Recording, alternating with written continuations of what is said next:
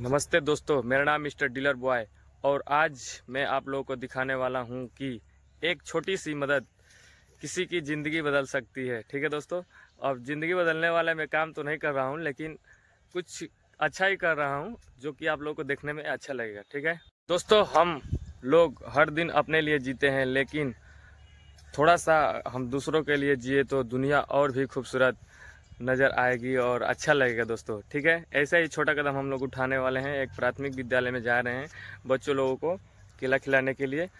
तो दोस्तों, आप लोगों को ये वीडियो अच्छा लगेगा, वीडियो सपोर्ट करिए और हम लोग को सपोर्ट करिए और वीडियो को शेयर करिए, लाइक करिए, कमेंट करिए, ताकि हम लोग का हौसला बढ़े और अच्छा से काम करें और मन से काम करें और भी ज़्यादा से ज़्यादा लोगों को मतलब खिलाने पिलाने का काम करें। ठीक है दोस्तों, आप लोग बस सपोर्ट करिए और मेरे वीडियो को लाइक करिए।